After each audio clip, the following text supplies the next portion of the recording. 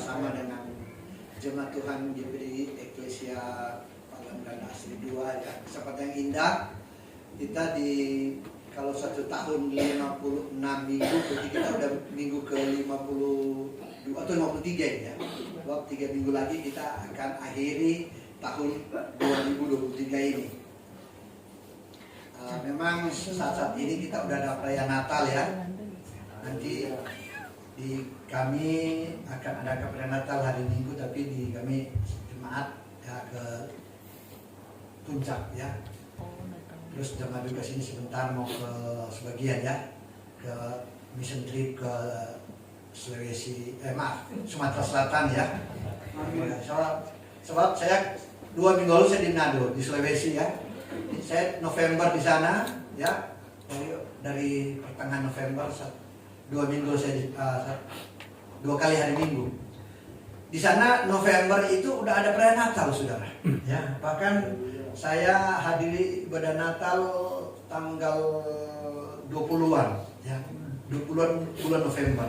Saya tanya, kenapa udah bikin sekarang? Nanti kalau bikin bulan Desember padat katanya. Ya. Jadi semua waktunya, jadi kalau dapat udah setiap hari udah Natal, jadi mereka ambil November ya. Saya percaya Natal bukannya sekedar akhir tahun atau ada orang bukan. Saya percaya Natal adalah satu hal yang tersendiri dalam kehidupan kita sebagai orang percaya, yang akan menguatkan iman kita. Nah, puji Tuhan, Tuhan memberkati kita. Tapi khotbah saya ini bukan merupakan bagian dari Natal, tapi kadang-kadang suka kita alami juga. Saya ajak kita buka dalam kitab Injil Matius pasal 11. Injil Matius pasal 11 ayat yang ke-6 ya. Injil Matius pasal 11 ayat yang ke-6 ya. Yang dapat kita akan baca ini atau kita baca bersama-sama ayat ini ya. Matius pasal 11 ya. Ayat yang ke-6. Nah, saya sudah ada ya. Di depan kita baca bersama-sama ayat ini ya. 2, 3. Dan berbahagialah orang yang tidak menjadi kecewa dan menolak aku. Amin. Karena ini perkataan Yesus bahwa kita harus berbahagia. Dalam kitab Injil Matius pasal berapa yang khotbah di bukit itu ya, pasal 6 atau pasal 7 di sana ya. Di sana ada khotbah tentang berbahagia ya, pasal 6 ya. Pasal berapa yang ada berbahagia itu ya, Matius pasal ya. Tapi tidak ada hubungan dengan ini ya. Di sana ada berapa bagian tentang hal berbahagia yang disampaikan pasal 5 ya, tentang berbahagia. Jadi dalam kehidupan kita orang percaya sangat penting kata bahagia ini ada dalam pribadi kita.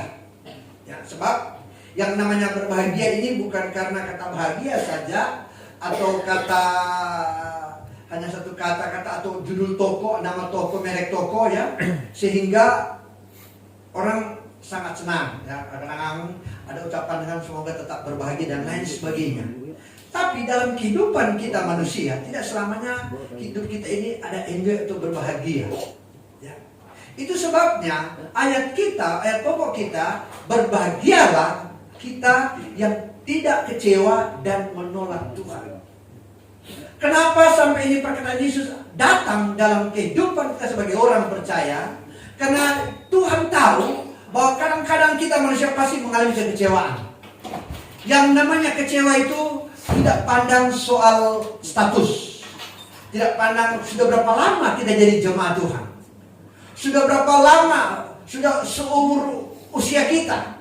Tidak pandang kita udah tua, atau tidak pandang kita muda, atau kita tidak pandang seorang itu pejabat, atau seorang itu mungkin dalam pekerjaan dia mungkin dalam bidang yang paling rendah. Tidak. Semua orang punya hak untuk berbahagia, tapi juga semua orang pasti ada yang tidak bahagia atau dengan kata lain kecewa. Ya. Sebab lewat ayat ini kebalikan daripada bahagia itu adalah kecewa. Dan Tuhan katakan berbahagialah mereka yang tidak kecewa. Ya. Seringkali kekecewaan itu suka datang dalam kehidupan kita sebagai orang percaya. Seringkali kecewa itu datang. Dan kecewa itu sekali lagi tidak pandang status, tidak pandang kaya atau miskin, ya, tidak pandang dia presiden, ya, atau rakyat jelata, semua pasti.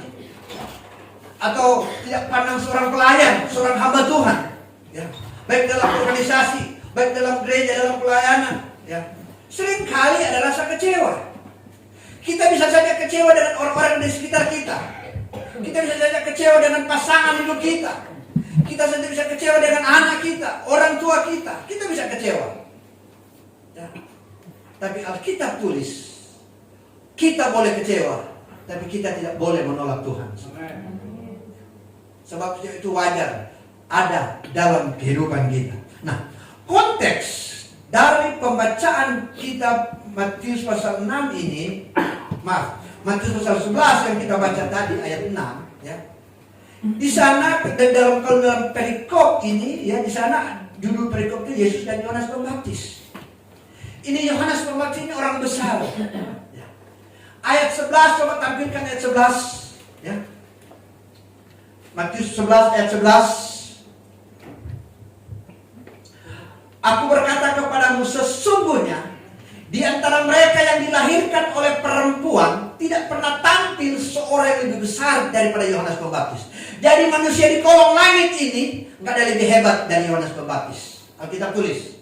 Namun yang terkecil dalam kerajaan surga lebih besar daripadanya. Jadi Yohanes Pembaptis seorang yang besar. Ini kata Yesus. Dari seorang yang pernah lahir dari rahim, kecuali Tuhan Yesus sendiri. Ya. Sekalipun Yesus lahir dari seorang rahim, dia katakan saja ini, bahwa tidak ada yang lebih besar daripada Yohanes. Tapi ayat yang kita baca tadi itu, kenapa ada ayat 6 itu, ada ayat sebelumnya 6. Ini Yohanes ini ayat 2, dia ada di penjara, saudara. Ya. Kenapa dia ada di penjara? Karena dia memberitakan tentang kebenaran. Ya, dia memberitakan tentang kebenaran. Dia berani tegur dosa. Ya. Dia tegur dosa daripada Raja Herodes dan keluarga. Dia tegur dosa penguasa pada saat itu. Karena dia berani menyatakan kebenarannya. Dan dia ada di dalam penjara. Nah, Yohanes juga ini boleh dikata nabi pembuka jalan untuk kedatangan Mesias. Ya. Yohanes saya lebih dulu. Ya, sehingga pada waktu orang tanya, dia tadi sudah dibacakan, ya.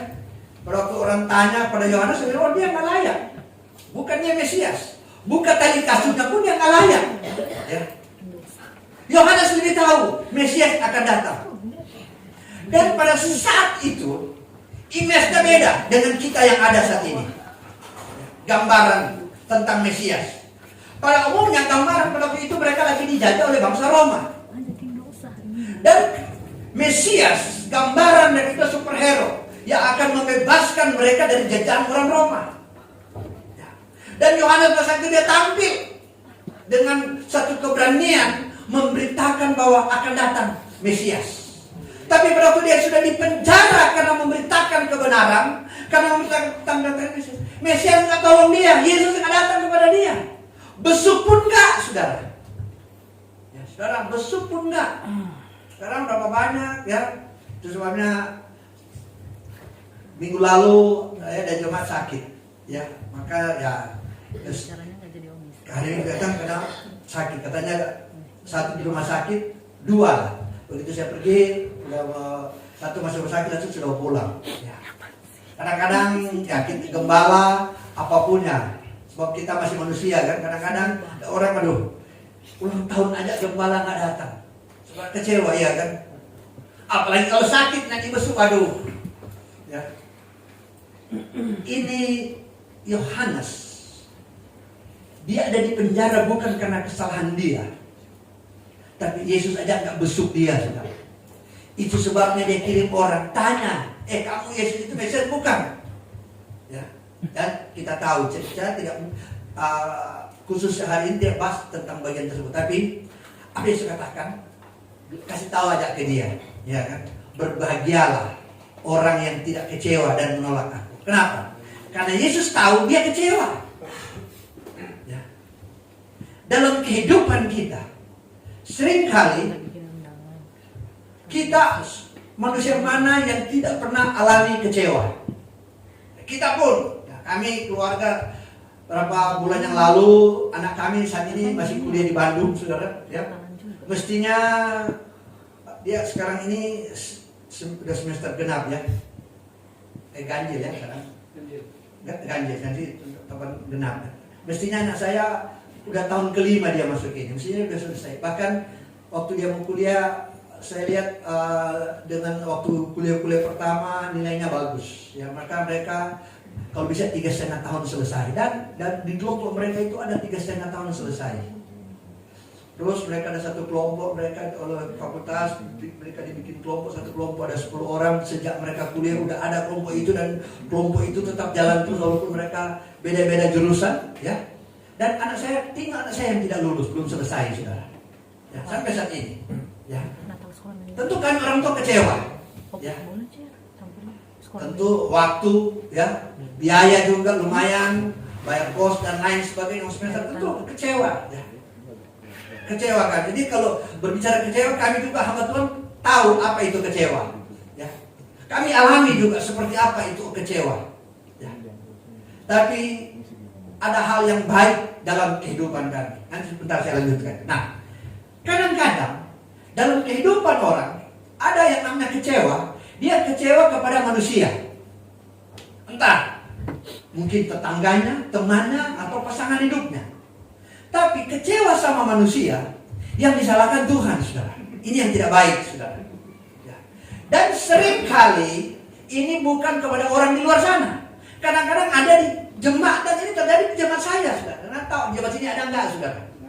Nah, di Tuhan. Nah. Kecewa itu boleh, ya. Tapi sekali lagi jangan salahkan Tuhan, saudara. Nah, ini jemaat saya ini. Satu minggu dia tadi nyari, ini jemaat saya, jemaat pertama kali saya baptis, saudara. Suami, bukan, ibu dan anak. Saya baptis itu, mereka datang melayani dan mereka minta diri dibaptis. Dan ini jiwa pertama yang kami baptis, ibu dan anak. Nah, mereka setia beribadah, kalau ada pelayanan mereka ambil bagian, mau Natal, ya satu saat ya berjalannya waktu. Minggu pertama nggak kebaktian, saya biarin aja, mungkin sibuk. Minggu kedua nggak kebaktian, padahal dia rajin terus, saudara. Ya. Minggu ketiga ini udah lain ini. Minggu ketiga nggak kebaktian, saya besuk. Minggu keempat nggak kebaktian lagi, saya besuk lagi. Minggu kelima udah sebulan nggak, saya biarin aja. Jadi dua kali besuk, saudara. Ya kan? Dan memang udah nggak kita ibadah lagi pada waktu itu. Dan ada jemaat yang tahu mereka, ya akhirnya alasan dia tidak besuk karena alasan dia tidak ibadah. Dia cerita juga kepada ada jemaat yang ketemu, tanya, rupanya dia kecewa kepada seseorang yang ada di tempat ini, maksudnya di tempat saya. Jadi kalau katanya dia mau kebaktian, dia mau ibadah, dia lihat ini orang yang dia kecewa, dia rasa nggak serak, sehingga dia nggak ibadah. Syukur kalau secara ini tidak ibadah, di saya seperti ini kan ada bisa lihat media sosial, kalau ibadah bisa ikut. Zaman itu kan nggak ada, dan dia nggak kemana-mana, nggak ibadah. Nah itulah, dia kecewa dengan manusia, dia salahkan Tuhan, saudara. Dan saudara tahu yang dia kecewa siapa, saudara?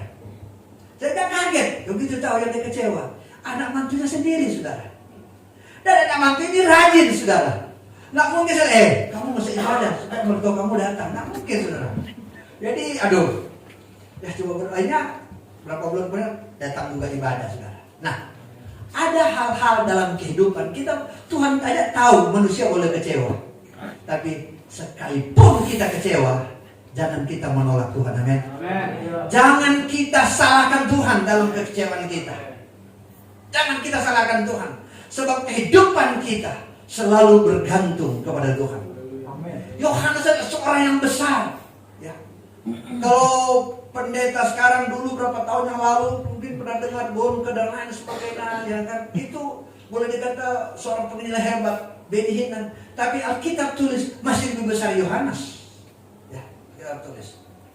Dia aja bisa kecewa, apalagi kita manusia yang ada saat ini, saudara. Ya. Kita boleh kecewa sekali lagi, tapi jangan salahkan Tuhan. Jangan menolak Tuhan. Jangan karena kecewa sehingga tidak beribadah. Ya. Jangan.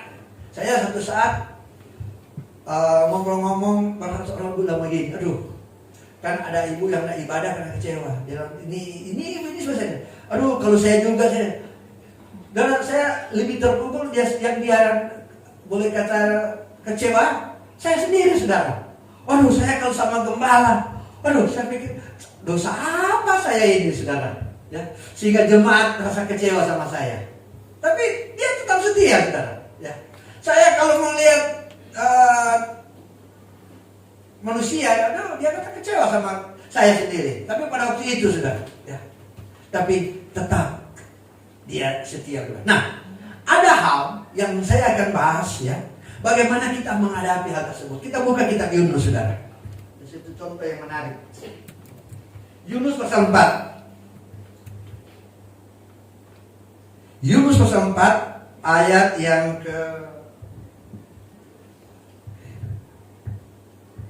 ayat 1 sampai ayat 4, ya. Yunus pasal 4 saya bacakan. Tetapi hal itu sangat mengesalkan hati Yunus, lalu marahlah ia. Di ayat yang keempat, tetapi firman Tuhan, layakkah engkau marah? Jadi Yunus ini dia marah dan nggak tanggung-tanggung. Dia marah-marah kepada Tuhan, saudara. Ya. Dia marah-marah kepada Tuhan. Kenapa? Tentu kita tahu cerita Yunus ini. Ya. Dia Tuhan suruh pergi ke Nineve. Untuk apa? Cuma satu kalimat. Yunus ini pendeta pada zaman itu paling besar. Cuma satu kalimat, satu kota bertobat, saudara.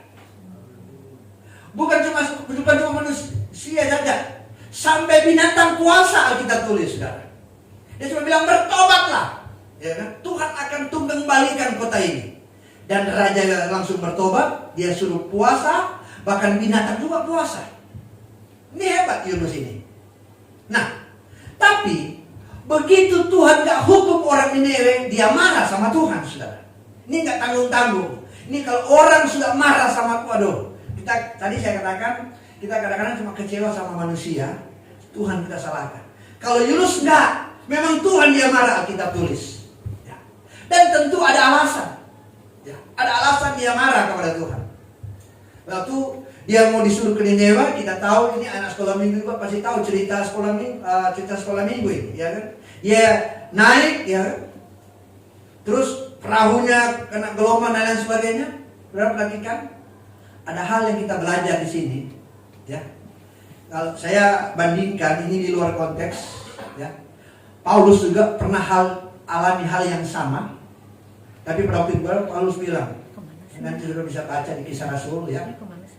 Selama aku ada di kapal, kita tidak akan celaka, saudara. Kecuali kalian tinggalkan kapal ini, dan betul, saudara. Ya. Tapi Yunus enggak. Karena Yunus, orang satu kapal bisa binasa, saudara. Biarlah hidup kita jadi berkat bagi orang lain, saudara. Amen. Jangan jadi seperti pada waktu Yunus di ayat pasal-pasal sebelumnya. Kehidupan Yunus membuat satu kapal akan binasa, sehingga dia dibuang ke laut. Dan Alkitab tulis ditelan oleh ikan yang besar, bukan ikan paus, ikan yang besar Alkitab tulis. Di laut sana ikan besar-besar banyak, apalagi sekarang bisa lihat di media sosial. Saudara, kenapa dia marah? 3 hari 3 malam dalam perut ikan. Ya.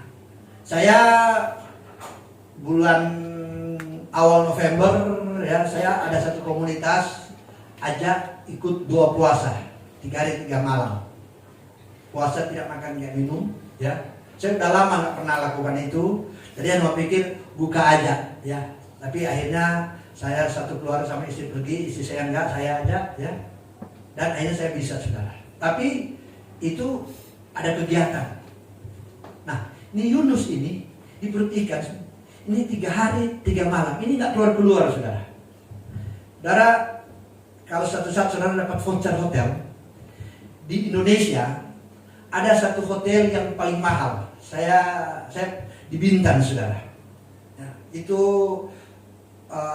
di daerah Lagoy namanya. Ada satu hotel, menurut info bahwa saya punya ponakan, itu satu malam hampir ya hampir 100 juta satu malam. Gila boy. Itu kalau Ronaldo pernah nginap gitu. Hotelnya nggak besar, hotelnya. Nah, hampirlah puluhan juta per malam, satu malam hotel itu. Nah, saudara dapat voucher hotel itu, ya. Terus kasih 3 malam di situ, tapi dengan catatan tidak keluar kamar, saudara. Ya, ini hotel paling bagus, paling mewah, saudara ada. Ya, nah, usahlah jauh-jauh. Di Jakarta ada hotel apa itu yang hampir 10 juta per malam, yang di era Sudirman. Ya. Saudara dapat voucher hotel, tapi dengan catatan nggak keluar kamar, saudara. Pasti bosan, saudara. Ya, satu hari cuma di kamar aja. Nah, ini Yunus bukan di kamar hotel, di perut ikan, saudara. Jadi pada waktu dia keluar, dia marah itu mungkin secara manusia bisa saja dia marah, betul. Ya, sebab dia mau orang Niniwe binasa. Kenapa orang Niniwe mengintimidasi mereka? Tapi ada hal menarik dalam kehidupan Yunus yang kita pelajari pagi atau siang hari ini. Ya. Yang pertama, ya, yang Yunus lakukan, hal pertama yang dia lakukan, ayat 2, dan berdoalah ia kepada Tuhan, saudara. Sekalipun ia marah kepada Tuhan, tapi dia tetap berdoa, saudara. Berapa banyak kita orang percaya, seringkali kita kecewa dengan pasangan hidup kita, dengan orang-orang yang ada di dekat kita, atau kita marah kepada seseorang. Tapi yang kita lakukan ngerumpi, saudara, ya kan? Cerita ke si B dan lain sebagainya, ya kan? Cerita. Saya tadi malam dan jemaat datang, ya, dia cerita, ya saya cuma dengar aja apa dia bilang, yang saya dengar aja. Terus saya bilang, bagus, puji Tuhan, kamu kalau begini kamu datang cerita. Biasakanlah hidup seperti begini, ya. Jadi sebelum dia cerita saya berdoa dulu. Saya cuma dengar apa yang dia bilang, gini. Saya habis kurang lebih ada 20 menit dia cerita, saya mau dengar aja. Habis itu dia rasa lega, ya kan? Saya juga cuma bilang, ya kamu jangan terintimidasi dengan itu. Selesai, saya berdoa, selesai, pulang dia. Nah, ya. Saya bilang, kalau ada apa-apa datang ke saya, atau kamu berdoa kepada Tuhan. Nah, Yunus dia berdoa kepada Tuhan. Berapa banyak kita begitu ada masalah kita tidak berdoa, ya kan? Itulah cerita, aduh tahu nggak si A, si B gini, ya kan? Si C gini. Ya. Ngerumpi, saudara. Bukan membangun iman, tapi justru menjauhkan, saudara. Itu sebabnya poin yang pertama dalam kehidupan kita. Bila apa yang sedang kita alami, kita sedang mengalami kekecewaan dalam kehidupan kita, hal pertama kita berdoa kepada Tuhan, amin. Sekalipun Yunus dia marah kepada Tuhan, tapi tetap dia berdoa. Dan dalam doanya dia katakan begini, ya Tuhan, bukan katalah aku katakan ketika aku masih di negeriku, itulah sebabnya aku dahulu melarikan diri ke Tarsis, sebab aku tahu bahwa Engkaulah Allah pengasih dan penyayang, yang panjang sabar dan berlimpah kasih setia, serta yang menyesal karena malapetaka yang hendak didatangkannya. Saudara, Yunus tahu kebaikan Tuhan. Yunus tahu isi hati Tuhan. Kenapa dia tahu? Karena dia bergaul dekat dengan Tuhan, saudara. Kalau kita ingin tahu hati Tuhan, isi hati Tuhan, kita bergaul dekat dengan Tuhan. Kita intim dengan Tuhan. Sehingga dalam kehidupan kita, sedang masalah datang, baik dalam pekerjaan, baik dalam usaha kita, dalam rumah tangga kita, kita datang kepada Tuhan, saudara. Karena hanya Tuhan yang bisa menyelesaikan. Dia tahu, aku tahu Engkau baik, Engkau penyayang, Engkau penyabar, Engkau penuh kasih setia. Dia tahu. Tapi kadang-kadang kita tahu, kita tak manfaatkan kebaikan Tuhan itu, saudara. Jangan begitu masalah tidak ibadah, ya. Kenapa nggak ibadah? Aduh, sibuk ini. Jemaat saya kadang-kadang hari ini, kenapa nggak ibadah? Arisan. Nggak tahu, mudah-mudahan sini nggak ada. Pokoknya, mudah-mudahan nggak ada. Itu arisan lagi. Arisan boleh, tapi ibadah paling utama. Kenapa? So, dengan kita ibadah, kita mengetahui isi hati Tuhan. Kita tahu apa yang Tuhan mau dalam kehidupan kita. Dan selalu apa yang Tuhan mau, indah dalam kehidupan kita. Tadi waktu saya datang doa pujian pertama sehingga saya cari di YouTube itu apa itu? Tuhan tidak selamanya, Tuhan tidak menjawab doa. Berapa banyak kita orang percaya seringkali kita kecewa karena Tuhan nggak menjawab doa kita, saudara. Tuhan nggak menjawab doa kita. Saudara, saya di tempat saya lagi membangun ini, saudara. Bukan lagi membangun. Saya udah 2 tahun, saudara. Kadang-kadang isi suka komplain, saudara. Aduh, memang tadinya tempat ibadah kami bagus seperti begini, saudara. AC apa semua. Ini udah 2 tahun ibadah serba darurat. Paling kurang kami ibadah 1 jam saja, sebab pintu nggak ada, jadi kan terbuka menghalangi dan lain sebagainya. Tapi puji Tuhan sekarang sedang dilakukan. Mungkin akhir tahun ini yang penting tempat ibadah kami sudah mau pasang granit, pasang dinding dan pasang AC dan lain sebagainya. Ya. 2 tahun berdoa, saudara. Ya. 2 tahun kami berdoa. Supaya Tuhan tolong. Kalau cuma 1 tahun, aduh Tuhan. 1 tahun ada berdoa itu, aduh berapa banyak doa yang disampaikan. Tapi kami tidak pernah bilang, aduh Tuhan, kok Tuhan nggak jawab doa. Selalu apa di pujian, Tuhan pasti buat indah pada waktunya. Ya. Tuhan selalu buat indah pada waktunya. Tuhan buat indah. Ya. Sekalipun Tuhan tidak menjawab, bukan Tuhan tidak menjawab doa. Ya, ini saya tulis tadi. Tak selalu Tuhan menjawab doa, tapi dia beri yang terbaik di waktu yang tepat, saudara. Dia beri waktu yang terbaik. Cuma yang penting kita menjaga hati kita, amin, saudara. Kita nggak tahu berapa banyak Tuhan inginkan dalam doa kita, baru Tuhan nyatakannya, Tuhan berikan waktu yang terbaik dalam kehidupan kita. Ya. Tapi selama waktu kita menanti itu, jangan menolak Tuhan, amin. Jangan kita menolak Tuhan. Yunus dia nggak menolak Tuhan, saudara. Dia marah-marah, tapi tetap dia berdoa kepada Tuhan. Dia berdoa, dia percaya lewat doa Tuhan pasti nyatakan hal yang dahsyat. Yang berikut, bila kita mulai kecewa, ya selain berdoa kita mencari Tuhan, saudara. Kan berdoa kan dimanapun kita bisa berdoa. Yang kedua, kita mencari Tuhan dalam pengertian kita mencari Tuhan, kita beribadah, saudara. Kita beribadah, perbanyak waktu ibadah kita kepada Tuhan. Sedalam kita beribadah kita kepada Tuhan, kita lebih mengerti isi hati Tuhan. Dan Tuhan juga semakin dekat dengan kehidupan kita. Sebab bagi Tuhan, untuk menolong kita itu seperti kita membalik telapak tangan. Kalau dia mau, saudara. Tapi yang dia tahu seberapa dalam hati kita untuk mencari dia dalam hidup. Kalau hidup kita biasa-biasa saja terus kita cari Tuhan itu biasa. Tapi coba di saat kita lagi tertekan, lagi terintimidasi, ya. Kita baca kitab Mazmur 119 ayat 1. Mazmur 119 ayat 119 ayat 71. 119. Ya, saya bacakan ya. Bahwa aku tertindas itu baik bagiku, supaya aku belajar ketetapan-ketetapanmu. Aku tertindas itu baik bagiku, supaya apa? Supaya aku belajar kebenaran-kebenaran Allah, supaya aku belajar firman Tuhan. Aku tertekan, aku kecewa itu baik. Supaya apa? Supaya kita belajar kebenaran Allah dalam kehidupan kita. Kita belajar hukum-hukum Tuhan. Kita belajar firman Tuhan. Kita belajar perintahnya. Dan kita belajar firman Tuhan bukan secara teori, tapi pengalaman kehidupan kita dengan Tuhan, saudara.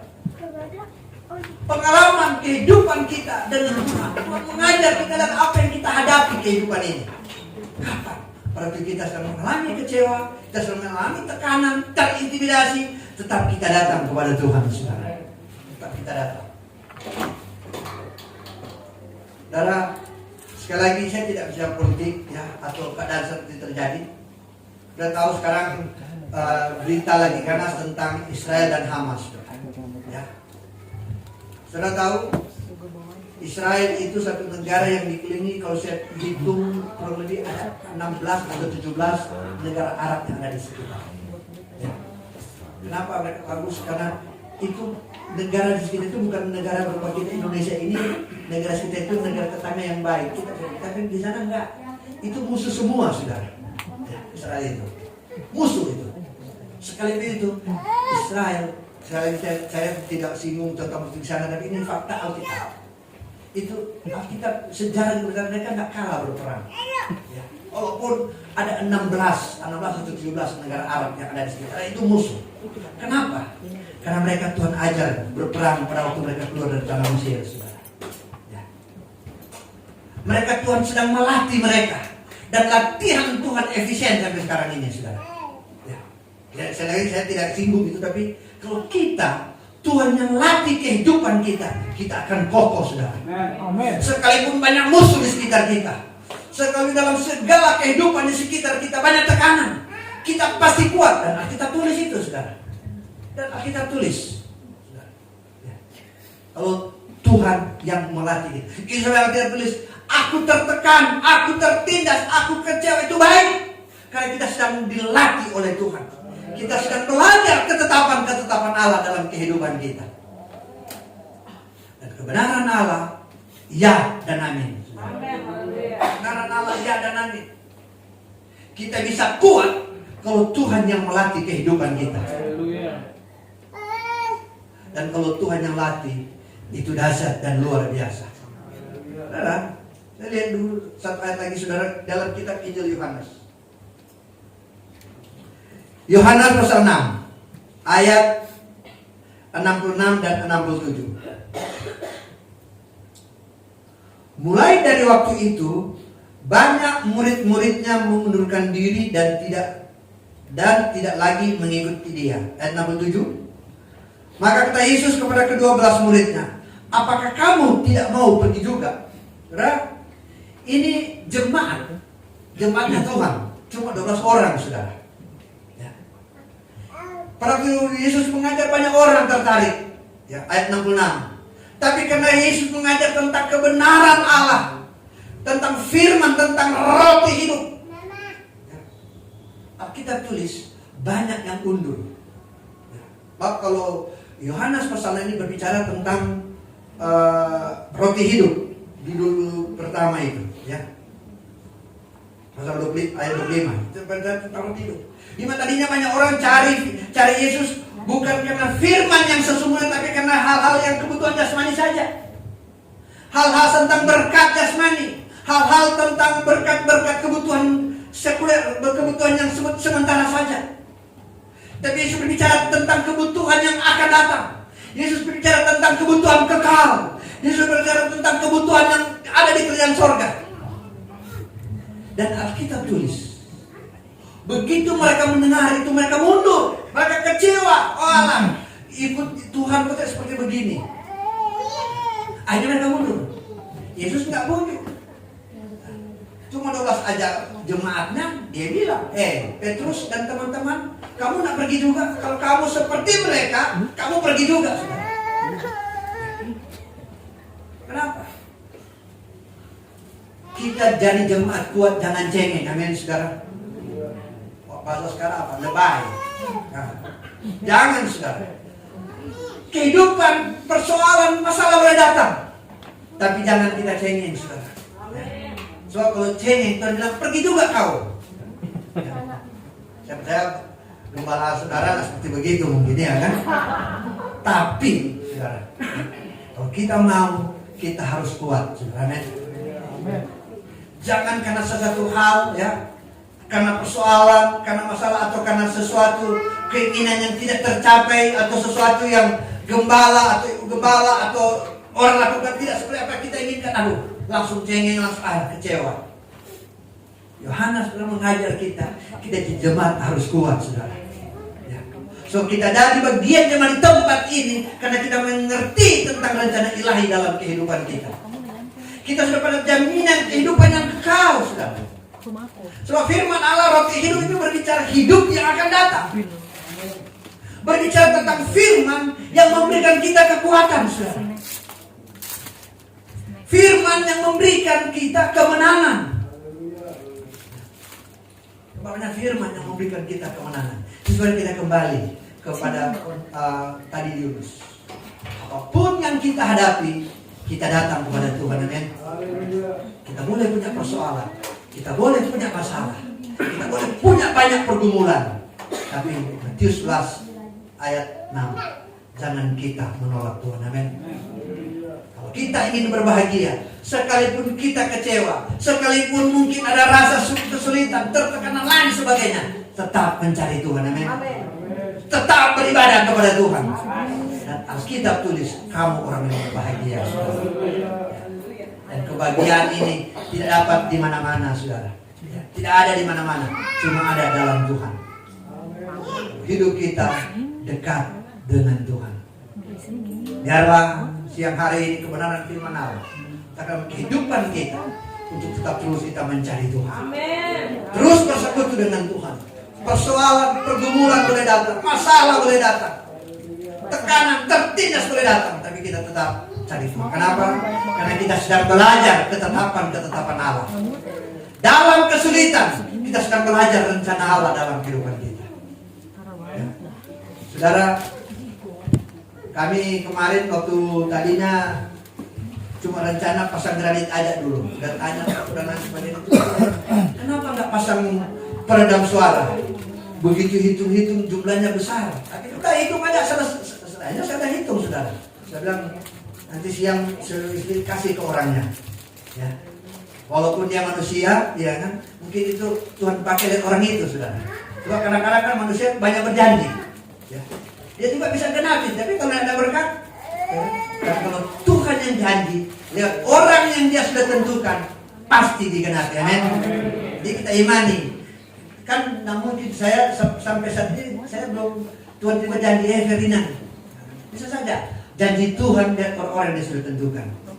Kamu katakan mereka, itu janji Tuhan, saya percaya. So, janji manusia bisa kecewa, tapi janji Tuhan tidak kecewa. Dan kita hidup karena janji Tuhan. Biarlah kita sebagai jemaat Tuhan tetap setia sama Tuhan. Tuhan memberkati kita. Puji Tuhan, mari saya undang pemain musik.